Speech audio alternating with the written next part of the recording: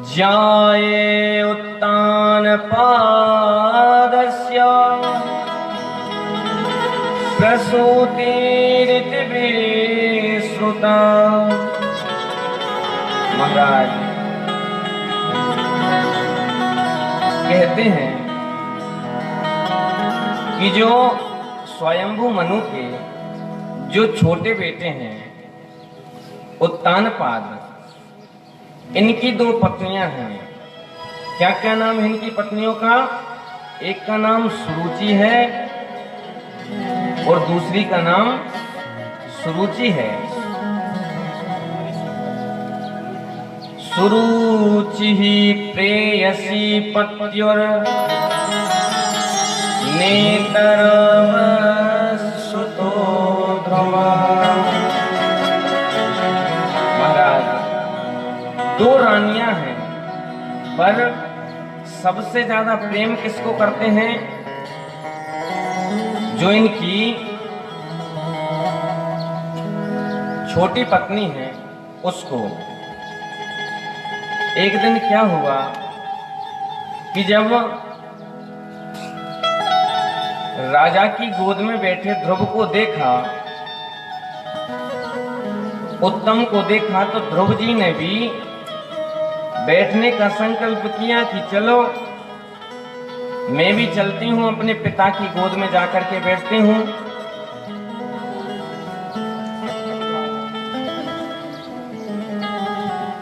अब ध्रुव जी महाराज ने सोचा कि चलो मैं भी अपने जाकर के अपने पिता की गोद में बैठता हूं। तब जो सुरुचि थी ना, इन्होंने लताड़ लगाई कि अरे यहां कहां बैठने जा रहा है। हमारे बीच में पूज्य दादाजी पधारे हैं। जोरदार करतल ध्वनि के साथ स्वागत। और आज बड़ी दूर दूर से हमारे श्रोतागण पधारे हैं। होशंगाबाद से भी आए हैं, जबलपुर से भी आए हैं और सिलवानी से भी आए हैं। सभी का बहुत बहुत स्वागत है, बहुत बहुत अभिनंदन है। कहते हैं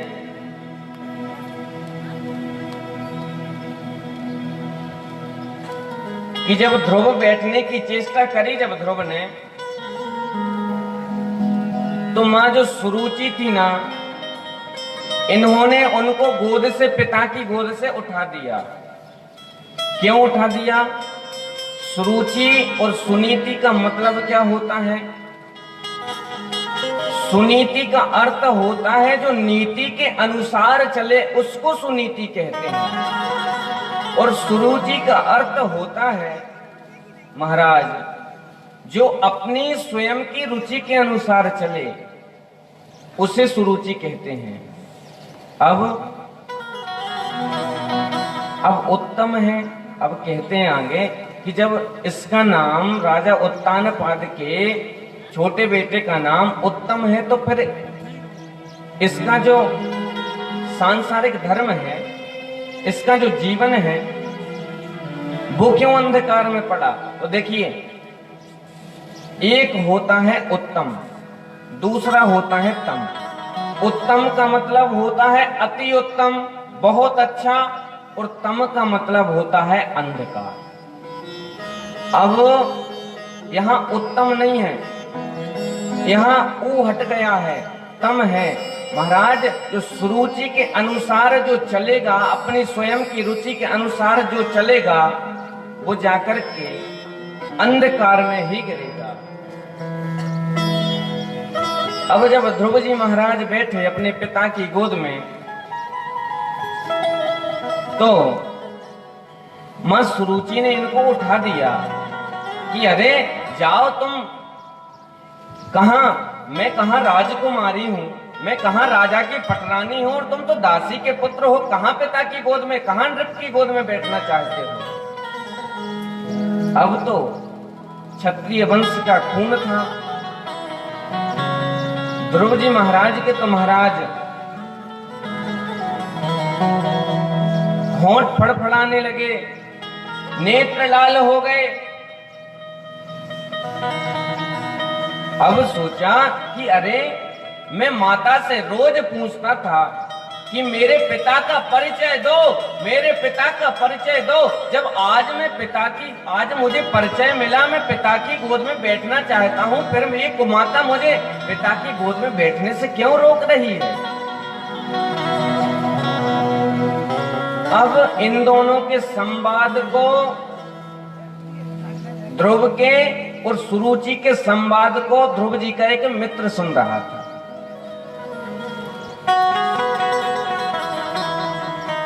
अब क्या हुआ, ध्रुव जी के जो नेत्र हैं ना बड़े बड़े, अभी ध्रुव जी ज्यादा बड़े नहीं है, नन्हे से हैं, और क्षत्रिय कुल का, क्षत्रिय वंश का खून है, तो महाराज लाल पड़ गए एकदम। नैनन में नीर अपमान जानी भरे आए। क्या हो रहा है महाराज, नेत्रों से अश्रुपात करने लगे। क्यों अश्रुपात कर रहे हैं, माता के वचन बुरे नहीं लगे हैं, अपमान हुआ है वो बुरा लगा, इसलिए आंखों से नेत्रों से आंसू बहने लगे हैं। नैनन में नीर अपमान जान भरी आए,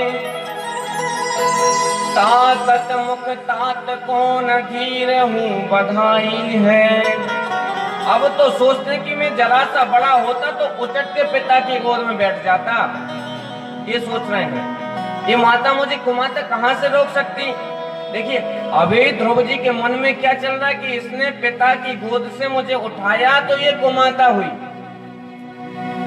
अभी आगे संबोधन करते हैं, अभी कुमाता कह रहे हैं, ताकत मुख तात कौन धीर हूँ बधाई है। रोष की प्रचंड आग जाग उठी अंतर में। अब तो महाराज पूरा का पूरा शरीर लाल पड़ गया। गौर वर्ण आनन पर दौड़ी अरुणाई है। जैसे हम कभी किसी पर क्रोध करते हैं ना, जोर से चिल्लाते हैं, ये नीचे पूरा शरीर जब हम नीचे झुकाते हैं तो हमारा जो मस्तिष्क रहता है ये लाल पड़ जाता है। ऐसे क्या कह रहे हैं, गौर वर्ण आनन पर दौड़ी अरुणाई है। दांतन सो दांत बाजे होठ फरकाव देहूं। अब तो दांत किटकिटाने लगे। जैसे महाराज कब, जब हम ठंडी में कहीं से आ रहे होते हैं ना, तो गाड़ी पे जब हम स्वेटर नहीं हो हमारे पास, तो जब दांत किटकिटाते हैं ना, ऐसे दांतन सो दांत बाजे होठ फरकाव देहूं। कांपे तन थर थर जनु नागिन रिसाई है। कैसे इनका शरीर कांप रहा है, जैसे नागिन जो रहती है ना,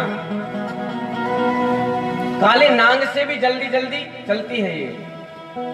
कांपे तन थर थर जानु नगिन रिसाई है। अब जो इनका मित्र खड़ा था ना, वो इनके वेग को सहन नहीं कर सका। सकान समार दौड़ आया जननी के पास। अब सका ने सोचा भैया मैं इसको नहीं संभाल सकता महाराज, अब किसके पास आए।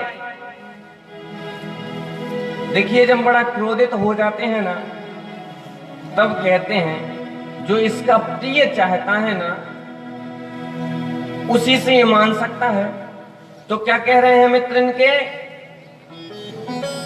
नारायण दास जी मामा जी क्या लिख रहे हैं, सकान समार दौड़ आया जननी के पास। ध्रुव जी की माता जी के पास गया उनका सखा। सिसकती लखी लाल को ले कंठ ते लगाई है। अब जब महाराज उन्होंने सारा का सारा वृतांत सुनाया, अब तो मां ने तुरंत बेटे को अंक में ले लिया। कैसे देख रही है मां, देखी दशा निज पुत्र की जननी अति अकुलाए। जब मां अपने पुत्र को कहीं चोट आ जाती है, जब देखती है तो बड़ी उत्कंठा से देखती है। कहते हैं, देखी दशा निज पुत्र की जननी अति अकुंपाय। महाराज बड़ी घबरा गई माँ कि अरे मेरे पुत्र को क्या हुआ, अभी तो मैंने मोटा मोटा चंदन लगा करके इसको भिजाया था, अरे न जाने इतने जल्दी इसको क्या हो गया। माता इस प्रकार से बड़ा विलाप कर रही है। पुनि पुनि पूछत अंक भरी हेतु कहाँ समुझाए। अंक में ले लिया, आंचल में छुपा लिया। हे बेटा बता तुझे क्या हुआ। अब तो महाराज कौन कहो कटु वचन किया, किसने तेरा अपमान।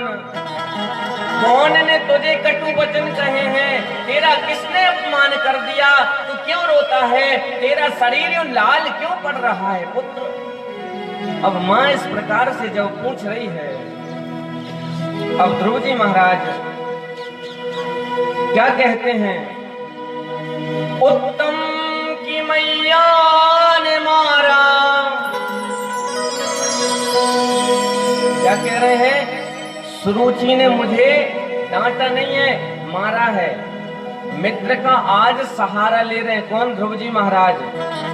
इनके मित्र ने कहा था ना, बताने वाले की भी एक अलग वो होती है कि भाई, अब महाराज नारद जी महाराज ने बताया, जब सती जी ने अपना अग्निदाह में कुंड में अपना देह त्याग कर दिया, अब भगवान शंकर को ये थोड़ी बताया कि माँ सती ने स्वयं ने अग्नि प्रकट करी, उसके बाद में माँ सती स्वयं जाकर के उस कुंड में कूद गई, ये नहीं बताया। क्या कहा, अरे माँ सती तो प्रणाम करने गई थी, उसने तो धक्का दे दिया और महाराज माँ सती तो गिर गई।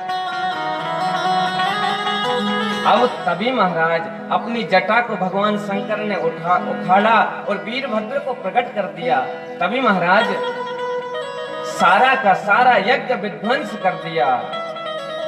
तो आज ध्रुव जी महाराज क्या कह रहे हैं,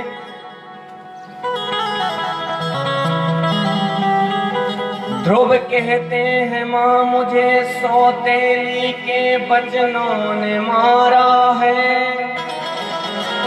माँ मुझे अन्य किसी ने नहीं मारा है, मुझे तो मेरी सौतेली माँ ने मारा है। सुनकर बातें विषय भरी रहे पिता भी मौन। माँ ठीक है, मैं पिता की गोद में बैठ रहा था, वो तो अच्छी बात है। माता कुमाता ने मुझे अपशब्द कहे, वो भी अच्छी बात है, पर जब हम दोनों के संवाद को पिता ने सुना ना, तो वो भी मौन रहे। सबसे ज्यादा दुख इस बात का है, और कोई दूसरी बात का दुख नहीं है। मेरा शरीर लाल इसलिए पड़ रहा है क्योंकि पिता मौन रहे, मेरे नेत्रों में आंसू इसलिए है माँ क्योंकि पिता चुप रहे। माता ने कहा कि तू दासी का पुत्र है, तब पिता चुप रहे।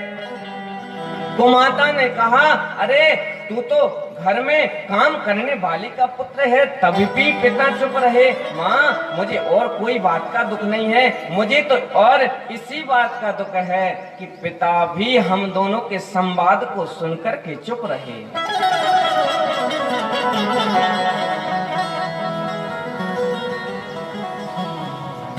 क्या कह रहे हैं ध्रुव जी महाराज, उत्तम था बैठा पिता की गोद मोद भरा।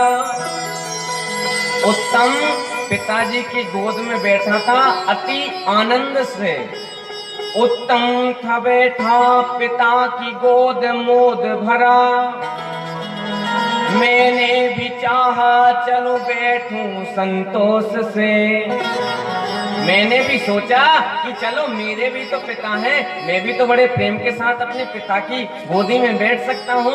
मैंने भी चाहा चलूं बैठूं संतोष से। तभी माँ बीच ही में रोक मुझे छीन अधिकार मेरा। मैं पिता की गोदी तक भी नहीं पहुंच पाया और बीच में मुझे कुमाता ने रोक लिया, हाथ पकड़ लिया। अरे तू दासी का पुत्र है, तुझे बैठने का अधिकार नहीं है। बोल उठी सौत तेरी बातें को रोस से। मां तेरी सौत बड़े क्रोध में बोल उठी, चल रे अब आगे हट, बैठो नहीं नृप की गोद में। अरे तू अभागा है, राजा की गोदी में नहीं बैठ सकता, तुझे कोई अधिकार नहीं है राजा की गोदी में बैठने का। महाराज ध्रुव जी कौन को बता रहे हैं? माँ सुनीति को बता रहे हैं। माँ मुझे इस प्रकार से बताया, कहते हैं पाया है जन्म तूने तुच्छ जननी के गर्भ से। माँ तुझे तुच्छ कहा तब भी पिताजी मौन रहे, पिताजी कुछ नहीं बोले। फिर क्या कहा? यदि बैठना यहाँ चाहो। माँ सुरुचि कह रही हैं किससे? ध्रुव से। यदि बैठना यहाँ चाहो तो जन्मो मेरी कोख से। अब तो ध्रुव जी महाराज के ना लाल लाल नेत्र माँ जब सुरुचि ने देखे, माँ सुरुचि क्या कहती हैं? बेटा वो तेरी माँ है। अगर आज की मैया किसी के पुत्र को दौड़ दे, महाराज डांट दे, तो तुरंत लड़ाई होने लगती है। पर आज महाराज मां ने इनको डांटा नहीं है, कहा कि बेटा हो सकता है मैंने तो तुझे आज तक, जब तक तूने पूछा, मैं तुझे अपने पिता का परिचय नहीं करा पाई, और आज तूने जब दुस्साहस अपने पिता की गोदी में बैठने का कर लिया कौतूहवश, तब तुझे उसने इस पिता के बारे में नहीं, उस परम पिता की गोद में बैठने के लिए कहा।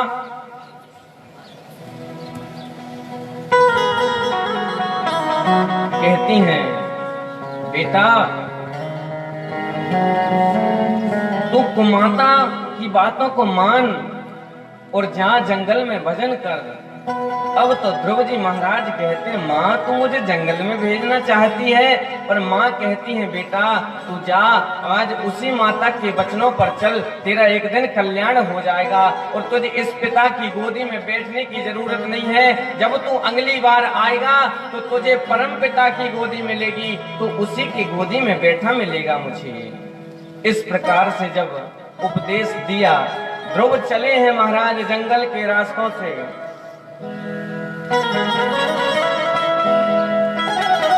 अब जब ध्रुव जी महाराज चले,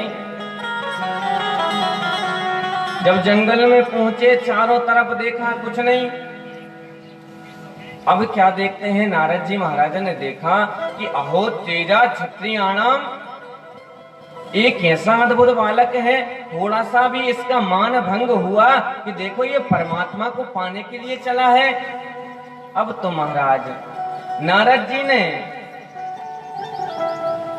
बहुत समझाया, सोचा कि अरे हो सकता है इसका मरकट वैराग्य हो। अब हम सोचते हैं ना घर में भाई खटपट कि चल बाबा के मठ पर। अब हमने सोचा कभी कभी जैसे घर में खटपट, अरे इस घर में तो रहना ही नहीं है, अब तो भगवान का भजन करना है, चलो मृगन्नाथ बाबा बनेंगे, घर बार सब छोड़ो छाड़ो। अब जब लड़के का लड़का हो जाता है वो भी कहता है बाबा बाबा बाबा, बाबा बन जाओ। अब बाबा बनने को तो बहुत मन करता है, पर महाराज जब लड़की का लड़का कहता है नाना नाना नाना, अब महाराज स्टेशन तक पहुंचे और आ गई पप्पू की याद, महाराज फिर आ गए घर। तो कहने का तात्पर्य ये है, नारद जी महाराज ने पहले ठोक बजा करके देखा कि ऐसा तो नहीं है कि कहीं मरकट वैराग्य हो।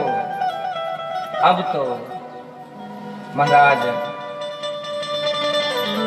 नारद जी महाराज ने फिर भी समझाया कि बेटा ये तुम्हारे खेलने कूदने की उम्र है, जाओ तुम खेलो, अगर तुम चाहो तो मैं आधा राज्य तुम्हारे पिता से कह करके तुमको दिलवा सकता हूँ। लेकिन ध्रुव जी महाराज ने नहीं कहा कि नहीं, मुझे आधा राज नहीं चाहिए, ना पिता की गोद चाहिए, अब तो मुझे केवल और केवल परमात्मा की चरणारविंद चाहिए।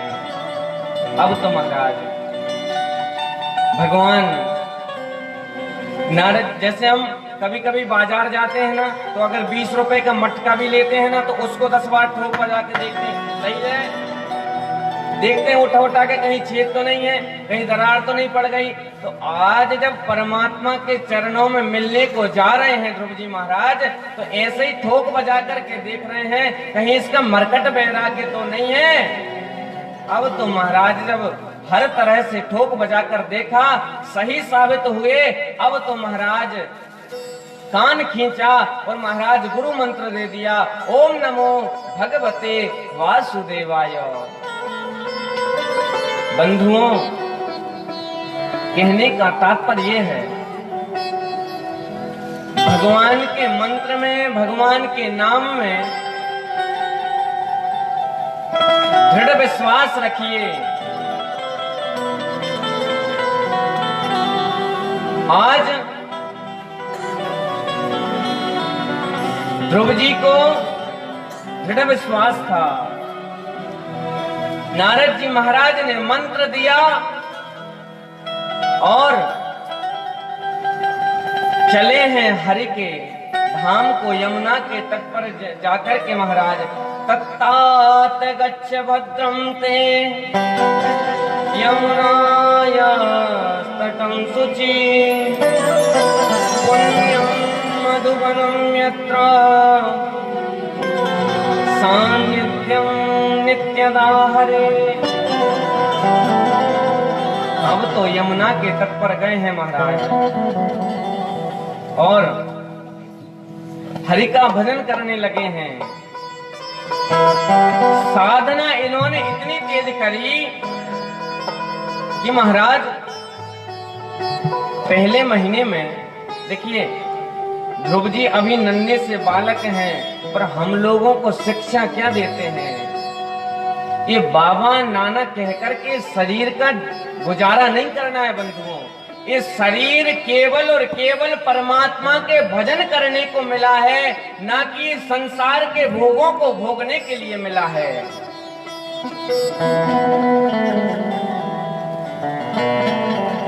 कल भी वही बताया था, खान पान और भोग में पशुआ भी चतुर सुजान। अरे महाराज, अगर खान पान ही करना था तो हमसे अच्छे तो फिर पशु हैं, जीव जंतु हैं। खान पान और भोग तो ये भी करते हैं। मनुष्य योनि केवल और केवल एक ऐसी चाबी है, आप जब तक चाबी नाम से, चाबी मान लीजिए आप माला, जब तक आप चाबी को घुमाएंगे नहीं, जब तक आप माला में राम नाम का स्मरण नहीं करेंगे, तब तक मोक्ष का द्वार खुलने वाला नहीं है बंधुओं। इस संसार में आना जाना आवागमन लगा रहेगा। आप कितनी भी महल अटारी बना लें, पर महाराज कोई टिकने वाला नहीं है यहाँ। कहने का तात्पर्य है कि ध्रुव जी महाराज हमको बड़ी सुंदर शिक्षा देते हैं। क्या, जब महाराज यमुना के तट पर गए तो भजन करने लगे। पहले महीने में क्या करते हैं, तेरा त्रांते तेरा त्रांते कपेत वदरासना। पहले महाराज 3 दिन में केवल फलाहार करते हैं, फिर भी क्या मन में क्या है, ओम नमो भगवते वासुदेवाय, ओम नमो भगवते वासुदेवाय, ओम नमो भगवते वासुदेवाय, ओम नमो भगवते वासुदेवाय, ओम नमो भगवते वासुदेवाय। अब क्या होता है महाराज, पहले महीने में केवल 3 दिन में आहार करके भगवान का भजन करते हैं। अब जब दूसरा मास लगा, षष्ठीर भर को दिनी, महाराज अब तो 6 दिन में क्या करते हैं, केवल पत्ते खा करके रहते हैं। अब फिर भी क्या है, मन में क्या है, कहते हैं मंत्र जाप मम दृढ़ विश्वासा। आज ध्रुव जी महाराज को दृढ़ विश्वास है कि मुझे परमात्मा जरूर मिलेंगे, और नाम जप रहे हैं क्या, हे ओम नमो भगवते वासुदेवाय। ओम नमो भगवते वासुदेवाय। हाँ वासुदेवाय वासुदेवाय वासुदेवाय वासुदेवाय वासुदेवाय मेरो नंद नंदनाय। वासुदेवाय मेरो नंद नंदनाय। ओम नमो भगवते वासुदेवाय। ओम नमो भगवते वासुदेवाय। अब महाराज क्या कर रहे हैं, अब 2 महीने हो गए हैं, अब जब तीसरा माह लगा तो नियम और कठोर कर दिया, क्या, नव में हनी। अब तो महाराज केवल 9 दिन में एक बार केवल और केवल यमुना जी का जल पान करके रहने लगे। फिर भी मन में क्या है, महाराज ध्रुव जी क्या मंत्र जाप कर रहे हैं, ओम नमो भगवते वासुदेवाय। ओम नमो भगवते वासुदेवाय। ओम नमो भगवते वासुदेवाय। ओम नमो भगवते वासुदेवाय। अब तो तीसरा महीना जब बीत गया, 4थे महीने में कोई विश्वास है परमात्मा के चरणों में कि परमात्मा जरूर मिलेंगे एक न एक दिन। चतुर्थमपि वै मासम द्वादशे अब तो महाराज 12 दिन में केवल और केवल वायु का भक्षण करते हैं। फिर भी मन में वही हरि का नाम है, वही गोविंद के प्रति आस्था है, वही फिर भी नाम जप स्मरण कर रहे हैं क्या, ओम नमो भगवते वासुदेवाय। ओम नमो भगवते वासुदेवाय।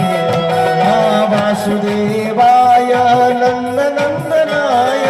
वासुदेवाय नंद नंदनाय। वासुदेवाय राधा वल्लभाय। वासुदेवाय राधा वल्लभाय। ओम नमो भगवते वासुदेवाय। ओम नमो भगवते वासुदेवाय। अब महाराज अब 4था माह निकल गया, 5म मास लगा, अब तो नियम और कठोर कर दिया। क्या किया, श्री ध्रुव जी महाराज तो अपने दाहिने पैर के अंगूठे पर खड़े हो गए हैं, सारे के सारे ब्रह्मांड के जीवों की श्वास को रोक लिया है। महाराज भगवान के प्रति विश्वास है, क्या नाम जप रहे हैं, ओम नमो भगवते वासुदेवाय। ओम नमो भगवते वासुदेवाय। ओम नमो भगवते वासुदेवाय। ओम नमो भगवते वासुदेवाय। ओम नमो भगवते वासुदेवाय। ओम नमो भगवते वासुदेवाय।